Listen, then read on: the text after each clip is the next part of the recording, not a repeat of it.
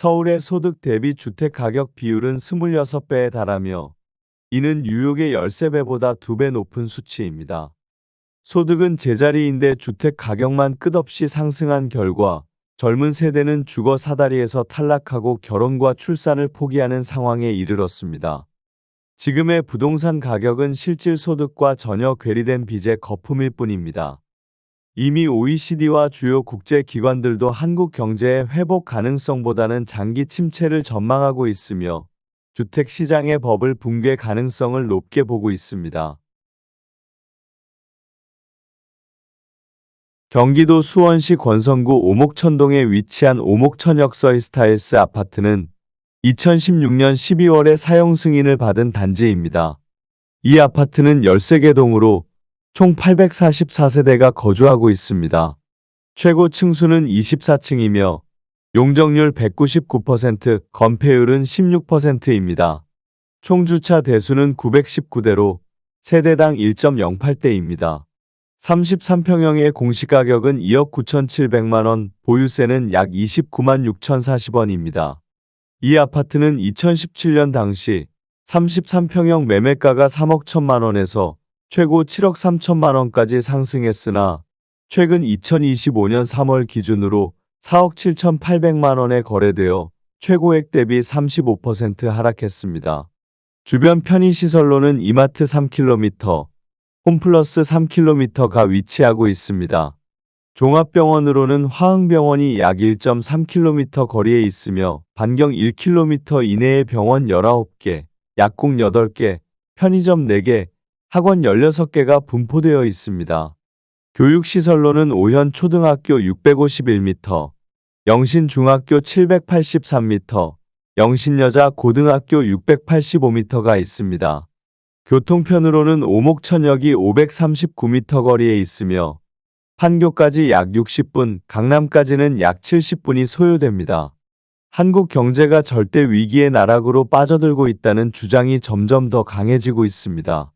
한국은행의 잠재 성장률 추정치는 이미 2% 이하로 하향 조정되었고 2030년대 중후반에는 1% 밑으로 2040년대 중반에는 0% 이하로 추락할 것으로 전망되고 있습니다. 2024년 성장률 역시 정부는 1.8%, KDI는 1.6%, 민간에서는 1% 이하로 낮춰 잡고 있으며 실질적으로는 1% 초반에 머무를 가능성이 높다고 보고 있습니다. 이는 과거 10% 이상을 자랑하던 고도 성장 시대와 극명한 대비를 이루며 장기 침체 국면에 진입하고 있음을 강하게 시사합니다. 생산 연령 인구 15세 64세는 매년 30만 명 이상 줄어들고 있으며 총인구는 연간 12만 명씩 감소하고 있습니다. 이러한 인구 감소는 인적 자원의 질적, 양적 축소를 초래하여 GDP 성장률을 근본적으로 끌어내릴 수밖에 없습니다. 특히 과거 한강의 기적을 가능하게 했던 인구 보너스는 완전히 사라졌고 반대로 인구 재앙이라는 표현이 어울릴 정도의 고령화와 저출산 문제가 심화되고 있습니다.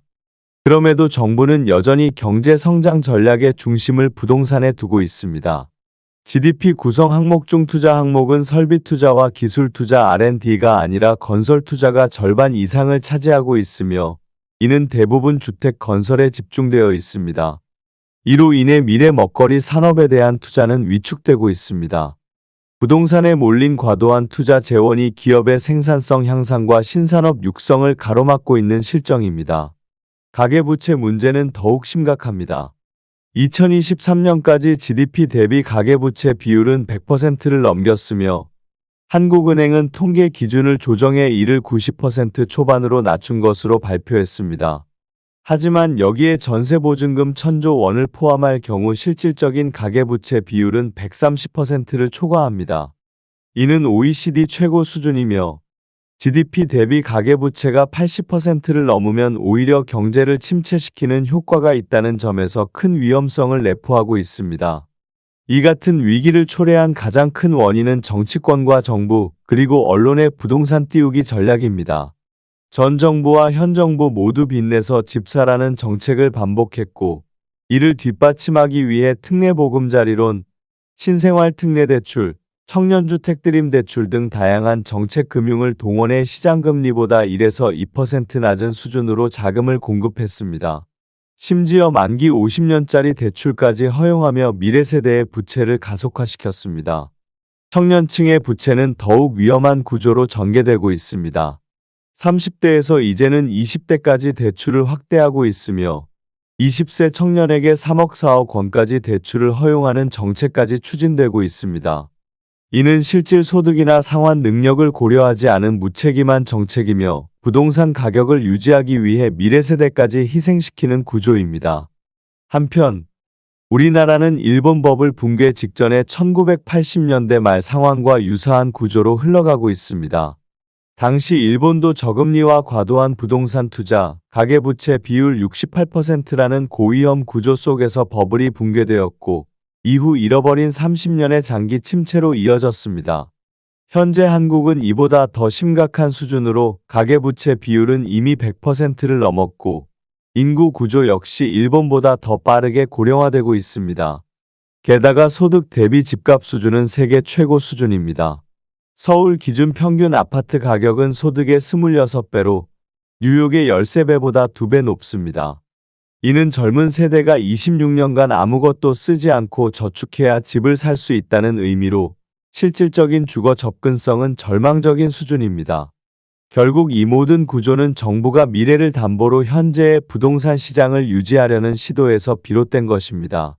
하지만 이미 인구 감소, 부채 증가, 생산성 저하, 실질 성장률 추락이라는 조건이 겹치며 한국 경제는 구조적으로 회복 불가능한 단계에 진입하고 있습니다. 이와 같은 구조에서 부동산 가격이 유지되거나 상승할 가능성은 없으며 거품은 반드시 터질 수밖에 없습니다. 그리고 그 시점이 멀지 않았습니다.